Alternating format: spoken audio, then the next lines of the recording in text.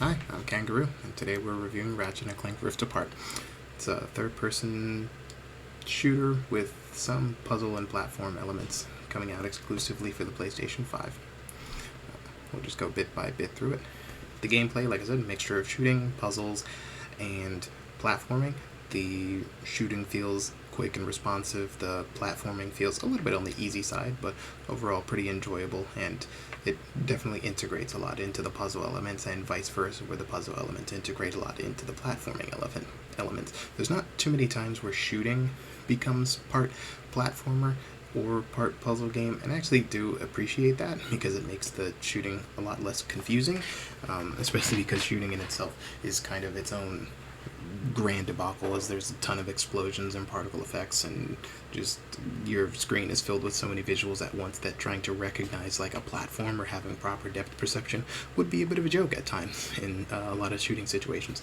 But it still actually is very enjoyable, very smooth, very responsive, very fun. And in each of these sections to it, the puzzles have a good gradual learning pace as they get progressively harder as time and time goes on, and the game kind of goes closer and closer to its own climax, and the shooting it stays interesting through the mixture of new enemy types and the mixture of weapons and the capability of upgrading everything. So you kind of slowly feel your power progressing, and every single firefight feels different, even if you're using the exact same gun because you've upgraded the gun, or you're going up against a different type of enemy that requires you to aim differently, or you just have to learn some new paradigm because the power levels have changed and you no longer need to either worry about something hitting you because you're killing an enemy too fast, or you actually do need to worry about some new piece because you're killing an enemy too slow, or you're using a different or using the wrong weapon for you need to slowly upgrade.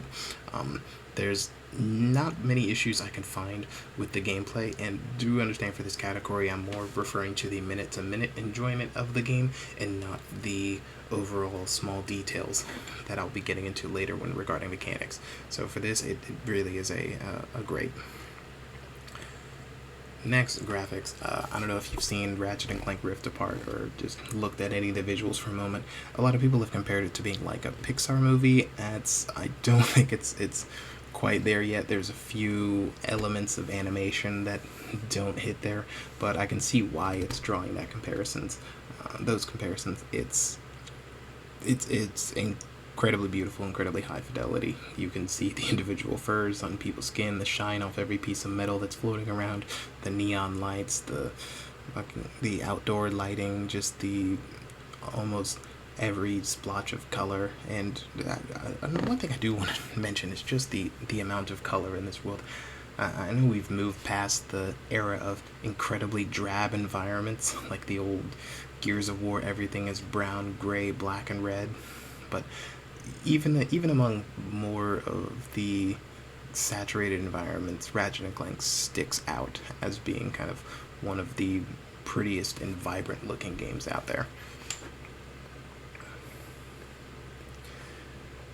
The story is boilerplate Ratchet and Clank. It's very often in the past for many of the games in the franchise, it's been you go to planet A, you try to find something, you come up 90% of the way. In order to get that last 10%, you need to go to another planet. And when you're there, you find 90% of what you need, but there's that one small detail that forces you to go to planet C, and then to planet D, and then to planet E, then to planet F, and to planet G, then H and I and J. It strings you along with a coherent storyline. Like your reasons aren't pulled out of the blue, but they are incredibly loose. They're threadbare foundations for why you're going about doing all the things that you want to do. And there is an overarching story. However, it's pretty much it's a point A to point B kind of thing. In Ratchet and Clank Rift Apart, the primary catalyst for the story itself is the Dimensionator, which is a device that allows people to, well, just traverse various dimensions and whatnot. And it breaks towards the beginning of the game, and I believe about 80% of the storyline is just getting another Dimensionator, but it requires gathering the parts and gathering the place that can actually forge the Dimensionator and gathering some battery that's required for it, or hunting down some mechanic who can actually work on the device itself.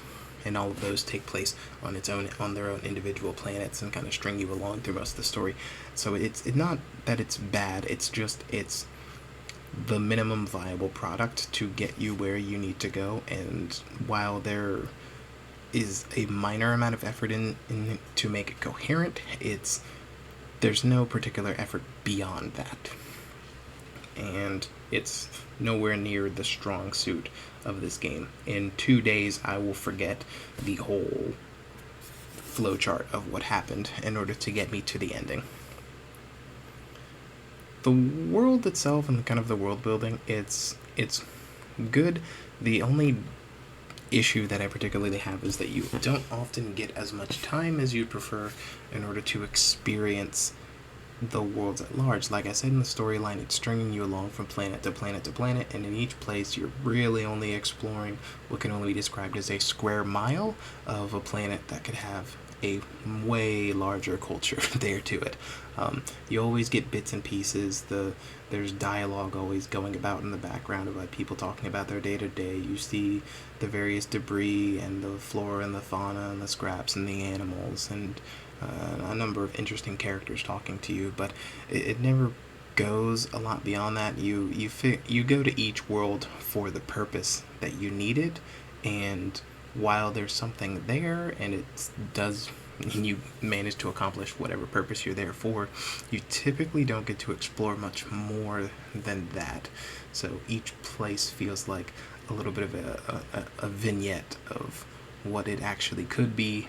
And it would be interesting to see a Ratchet and Clank game that takes place on one planet that just constantly dives deeper and deeper into the overall systems around everything there, but I just don't think that's the franchise's style, so it's never going to be that type of fully fleshed out world. But it's nice where it goes. Like, it's still fun interacting with the characters. The worlds are still beautiful to see. There's this fantastic diversity among everything that makes everything feel like it's its own product, and not just, oh hey, look, it looks like we have to go down these gray corridors again and fight these goons who look like the exact same goons from the last planet, except they're colored green now instead of blue.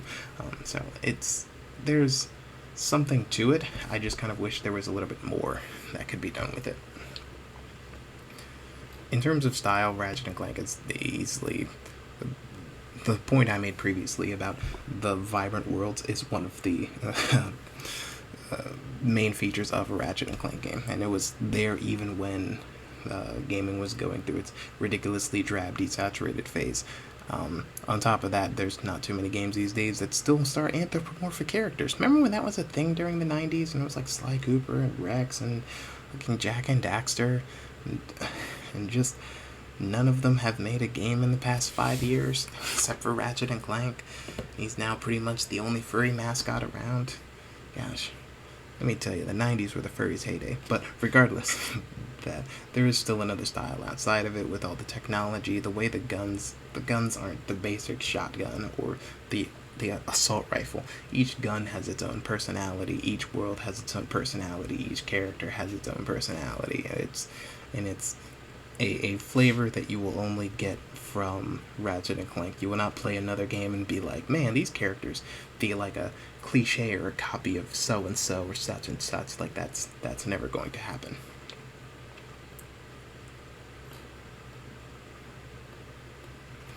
The mechanics of the game are one of the biggest things that I like to praise Insomniac games for. Outside of Fuse. Fuse is the one game that they got wrong in a lot of their histories. But Insomniac actually does have an amazing pace to its games, where typically you will always have something new to deal with, where you're dealing with new enemy types that fight in different ways and are in different parameters, whether they're on the surface you're on, they're flying in the air, they have some protective shield available to them, and that you need to properly work around, but you're always given a gun that can kind of circumvent their problems, and you can be a little bit creative with how you want to go about things. In addition, there's the there's a good value in the upgrade system where it fosters exploration, but it never feels particularly tiring, because even if you don't find what you're looking for, you find something that you'll want anyway.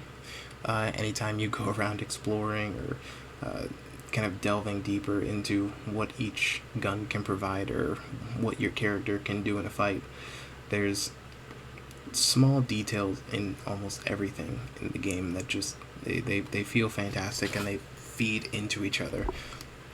Like, you'll use a gun, the gun itself will upgrade, and by defeating some enemies, you'll get raritanium, which you can use to upgrade additional guns, or you can use to spec out something so that it's hitting multiple targets, or you can find some fancy new perk here and there for something, or you can combine it with some of your movement capabilities, like your dash or your double jump, in order to kind of create your own style of play, or you could switch between weapons on a quick swap.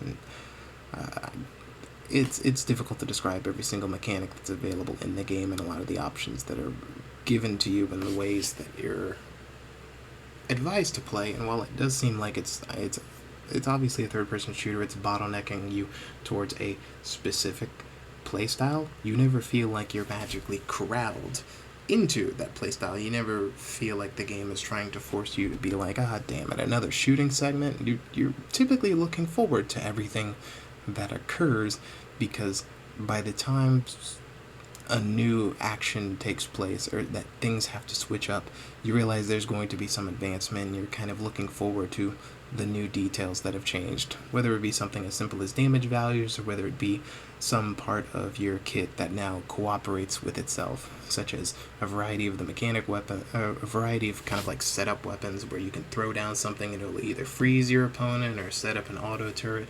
or throw down some fungi that will shoot other enemies around you, or just turn them into foliage.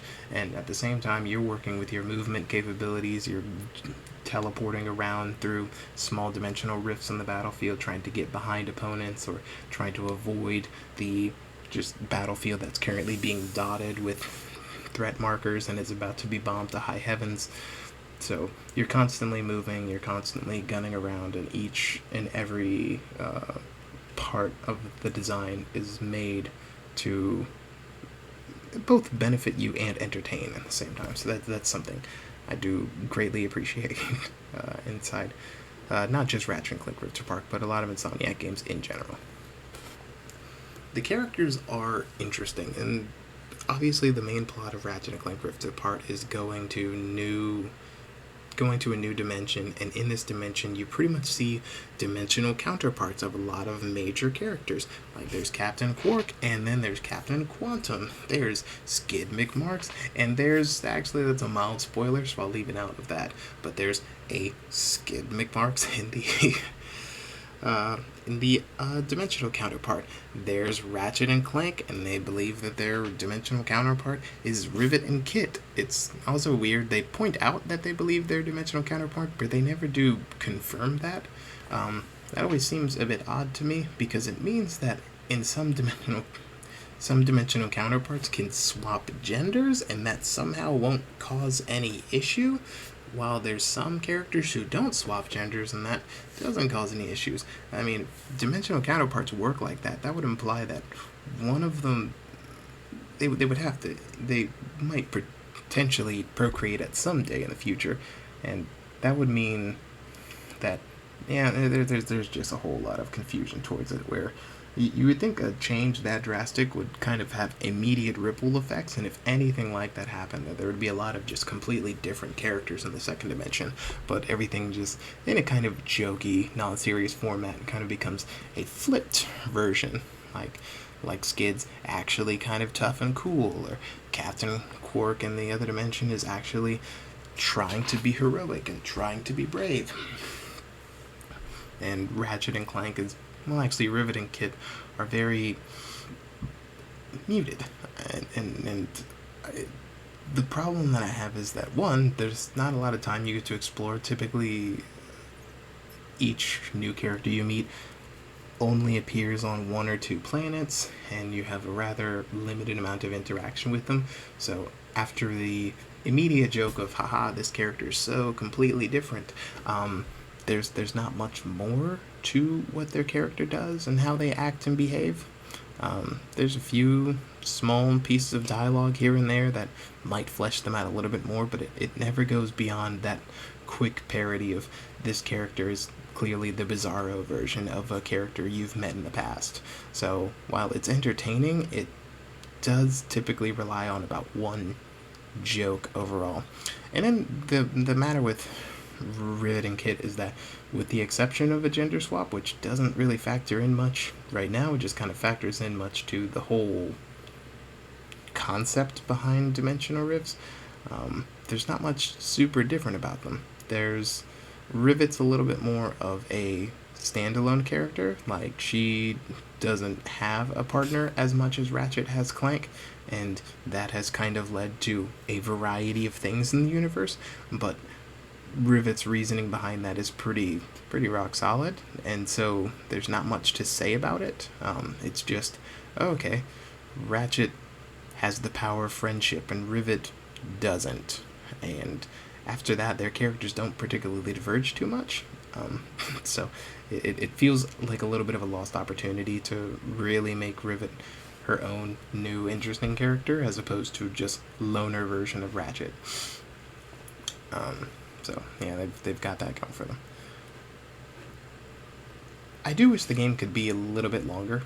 It's not incredibly short, but if you've been noting my talk about the world and lore and the characters, a lot of the problem is there's just not enough time to flesh them out, and I really would like to see that done a little bit more with them, and there's just not enough time to get around to doing that. Everything else about the length of the game is fantastic, because once again the pace goes really well so that your entire kit is near leveled out towards the end, so you feel like you're progressing in a meaningful way, and it pretty much stops the game right at the end point when you're kind of done doing a lot of things. In terms of replay value, there is a slight incentive to play the game a second time. They have a new game plus called Challenge Mode that allows you to earn better versions of the weapon that you have, fully complete the skill trees that are available to them, and in addition to that, you can get a multiplier based on how many enemies you kill for how many bolts you gain. But that counter resets anytime you get hit, so there's this kind of additional added perfectionism that you're trying to go through on a second playthrough, and while still keeping a lot of the pace and fun and mechanics of the original playthrough going through. So it is fun. It's worth playing a second time. I actually did play about 1.5 times through, primarily because after finishing the first run through the game, I realized I was rather close to getting a platinum for it, and I decided to take a look, see what exactly was missing, and while playing through, even though I could complete all but I think one achievement, which would be done right at the very beginning of a new game plus, I could do all of that in the first playthrough.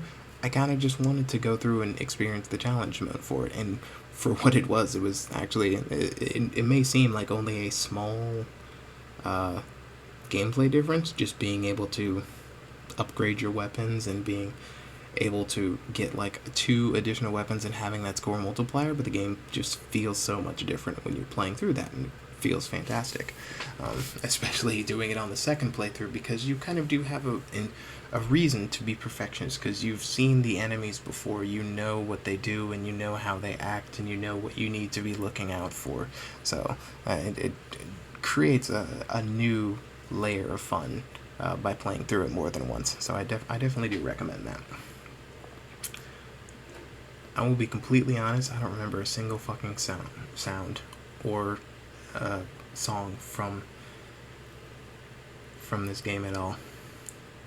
Like there's a jukebox on a planet that can literally play music, and I went up to that jukebox and I played about 5 songs onto it, because the character can do like a little dance animation in front of the jukebox, and I wanted to see whether the difference in song actually created a difference in the animation. And even though I did that and the answer was, yeah, it sometimes does give you a different animation, though it sometimes plays the exact same, even though I went up deliberately to a jukebox and played 5 different songs, I still cannot remember any element of the soundtrack. And that's not always a bad thing. A lot of times video game music is designed to kind of blend into the background and just kind of fill the dead zones in terms of audio. But the fact that nothing is even coming to mind, and I'm not talking about like I can't name the songs, I typically can't name anything. Like I couldn't hum a tune, I couldn't so much as sing a rhythm that I remember from this game. The dialogue is perfectly fine, nicely subtitled. Each character kind of has their own voice and accent and whatnot. But there's nothing I'd point out about it that's super impressive or super great. Like Insomniac hires quality voice actors and they do okay. They do their job. They collected their paycheck and their paycheck was earned. There's not much more I can particularly say about that. There's a few sound effects that are cool, but nothing that's so stand out that I'm tempted to particularly bump up my rating of the overall sound in the game. It's the soundtrack and the audio are not the main draws of it. Ratchet and Clank is clearly a game that focuses a little bit more on its visuals, and it excels there. So it doesn't feel that bad that the sound is just kind of existent. There were a few bugs that I encountered while playing the game. Most notably, I'm still rating it rather high because the major bug that I ran into, I think I ran into it 3 to 4 times, is when you enter a menu and you quickly swap to a new tab in the menu, what the menu will do is kind of breaking on my line right here. The menu will include some remnants of the previous tab in the new tab, and what you have to do just to get it refreshed and actually be able to navigate the menu is just to switch over to a third tab and switch back. Like that's the most major frequent bug that I encountered in the game, is just a small menu visual glitch. There was only one other glitch that I particularly noticed, which was spawning into a place and an NPC that I wanted to talk to was in the ground, like halfway in the ground, and was incapable of being interacted with. But this was resolved by taking like a 20-second walk outside the area, walking back in, and they spawned in naturally. So the total amount of time wasted by bugs in this game was less than a minute. So I don't particularly count that as much of a problem. Like, there were no game crashes, there were no major stalls. I don't know, thinking of it, there actually weren't even anything like frame rate dips or whatnot, which is insane considering the amount of explosions and particle effects and just general chaos that happens in a variety of firefights in this game. And while it isn't typically a bug, I do want to point out that the platforming has a few moments where a lot of elements in the environment that aren't specifically platforms, like if they're not 100% a flat surface on the ground that is a jump away from where you are, if it's not that, there is like a 50% chance that the appearance of the item, the appearance of the object, and whether you can jump on it are complete and absolute crapshoots. There will be things that look like square boxes, and you'll be like, oh cool, I can jump on them, and then you'll jump on them, and you'll witness yourself on a falling animation for 5 seconds as you're on top of what should be an incredibly flat, even, and open surface primed for landing. But you don't, you slide off, and you just drop to the floor. Luckily, those don't get in the way of any of the platforming puzzles. It's mostly just parts of the environment that you're just running around in, exploring, and it's a pretty good indicator that you're going in the wrong direction. So they aren't major impediments, and there's never a platforming puzzle that involves these parts of the environment, but it's something that just becomes a little bit jarring when you're looking for 1 or 2 last pieces of rare titanium, or you're in some back alley trying to figure out some things, wondering if something can activate if you're standing close enough to it on some piece of foliage or on some random pile of crates that don't break. And the answer is very often no. Rift Apart comes for $60. It probably has dropped in price since now I'm reviewing this about 6 months late since the game released. Other than that, it has a $10 piece of DLC, which includes some cosmetic items and I think, a small in-game helper. It gives you 20 of a currency that you run into a lot. I think by the end of the game, you will accrue what feels like probably 200 of this type of currency. So it's a 10% boost to the total amount of this currency you're going to get over a game. So it's a nice thing, but it's nowhere near necessary. And I think I got through half of the game before my reserve of this currency actually ever fell below 20. So were I just playing this pretty regularly, I wouldn't have ever felt a need for this. However, I still bought the DLC because, honestly, why not support Insomniac? They're okay as a company. Haven't heard any serious scandals with them, but then again, I haven't particularly dug a lot, so who knows? Maybe they're a terrible company. But as far as I know, at least they're not nickel and diming me to death, like a variety of other games that have DLC. Rift Apart has no online whatsoever. It's a completely single-player game. So, you know. In terms of accessibility, there's actually more than a general amount of accessibility in the game and things for disabled people or people with kind of poor eyesight or whatnot. I do think they have a number of colorblind settings, a number of things that allow you to mix around with the controls, and then just a high number of extra visibility settings. There was something where I went in, and what it allows you to do is you can cover the character and you can cover all enemies in a black outline, and you can do this individually. Like you can either have your character highlighted, or you can have the enemies highlighted, or you can have both highlighted, to where even within a bunch of explosions the character will still have a silhouette marked for you to be capable of seeing, which is actually really useful in a variety of fights and whatnot. But you don't have to turn it on, and nothing, not even the difficulty settings, affects the rewards that you can get from something. I went through the entire game on a normal difficulty, and I managed to get every single achievement that was in the game, so nothing's locked off by that.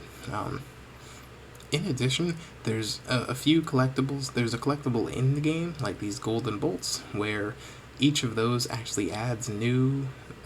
most of the time it's just extra visual capabilities, like you can change what your wrench or your hammer look like, you can change what bolts look like, you can activate big head mode, which is actually something I did I think in the early 1/3 of the game, and played through the entire game in big head mode, which was a little bit of an issue at times, because a few parts of the game, your head is in the way of the things you need to be noticing, but I muscled through it just fine because the extra hilarity on it is absolutely worth it. Just going through on big head mode and having your character's face take up 2/3 of a screen during a lot of cutscenes, because every single cutscene is done in engine. But with these gold bolts, you can eventually get to the point where you can have infinite health and infinite ammo, and even with these activated, which is pretty much a don't die mode, you can still earn everything, and the game isn't punishing you for it. In fact, it kind of feels like a reward, because you have to collect a large amount of these gold bolts in order to finally get this item. So it's the game kind of saying, yeah, if you're at this point, you've practically done everything in the game anyway, so why not be able to goof around and play with all of these items that you have available to you? Go nuts. So I greatly do appreciate that. Overall, for me, going through this game, I will be honest, I am a little bit skewed, because right before playing Ratchet and Clank, I played Destiny. If you don't know me, I actually do play Destiny a lot. I know the videos that I upload to YouTube are primarily Fortnite based. But in Destiny, I don't really want to go into what I was doing, but long story short, I was playing for about 3 hours and had accomplished nothing of value. It felt like absolute shit before that, and before I popped in Ratchet and Clank, and I figured I was just going to play Ratchet and Clank for maybe like an hour or two, and no, I actually played it for about, I want to say, 5 or 6 hours. I ended up beating Rift Apart in two sittings.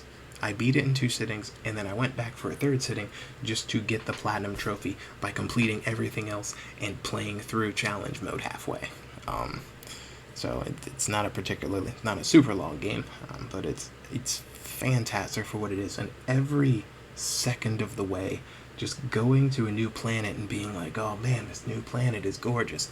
Seeing the enemies and being like, oh man, this new enemy is crazy. It's how the heck do I get around? How the heck do I deal with this guy? What does he do? And getting a new gun and be like, oh snap, what does this work? Or looking at the skill tree and saying, holy crap, what are the new things that this gun is going to be able to do? Or what am I going to be able to work with? Hearing the dialogue and laughing about it. Hearing the storyline and actually, even if it's so threadbare, you're still just like, oh my gosh, I'm getting somewhere. 3 hours in Ratchet and Clank would be the equivalent of playing like 50 hours in Destiny. And that, I can't I understand that I'm skewed heavily by that impression. It's the equivalent of eating a shit sandwich before someone hands you a medium rare steak and saying, hey man, try this. But holy fuck, it's Ratchet and Clank is easily a Game of the Year contender for me, and I do look forward to whatever Insomniac comes out with next. And did I forget the of in this? Jesus Christ, I fuck up this a lot. Alright. Well, thank you very much for watching. I do hope you have a great day.